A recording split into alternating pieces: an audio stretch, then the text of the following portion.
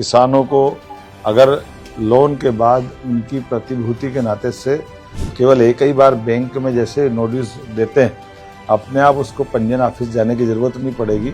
मध्य प्रदेश के किसान भाइयों, ये खबर आपको झूमने पर मजबूर कर देगी। भारतीय स्टाम्प विधेयक मध्य प्रदेश द्वितीय संशोधन 2025 से जुड़ी ये खबर सीधे सूबे के मुखिया डॉक्टर मोहन यादव के पास से आ रही है। सरकार ने लाखों किसानों की एक बड़ी झंझट खत्म कर दी है।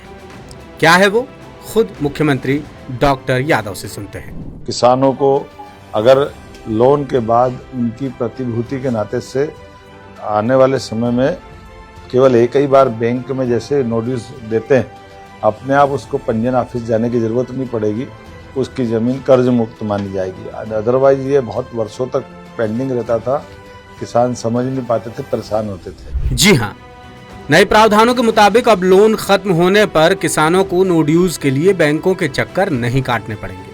नई व्यवस्था में सारी जानकारी ऑटोमेटिक ऑनलाइन अपडेट हो जाएगी, यानी किसानों की जमीन कर्ज मुक्त के तौर पर खुद ही दर्ज हो जाएगी। किसानों को दोबारा रजिस्ट्री ऑफिस जाकर रजिस्ट्री कराने की कोई जरूरत नहीं पड़ेगी। मामले के जानकार सरकार के इस फैसले को किसानों के लिए बेहद उपयोगी और तार्किक बता रहे हैं। आंकड़ों की नजर से देखें तो मध्य प्रदेश की पूरी अर्थव्यवस्था ही कृषि आधारित है, जहां करीब 1 करोड़ किसान हैं, जिनमें से 1 हेक्टेयर यानी करीब 2.5 एकड़ तक जुताई सीमा यानी होल्डिंग लिमिट वाले छोटे किसानों की संख्या 38,91,000 है और इनमें से करीब 90% किसान सरकार से कृषि ऋण लेते हैं। 2024-25 में ही खरीफ और रबी सीजन में 33 लाख किसानों को सरकार ने 19,895 करोड़ रुपए का लोन बांटा है। यानी तथ्यों के मद्देनजर सरकार का यह कदम लाखों किसानों को बड़ी राहत देने वाला लग रहा है।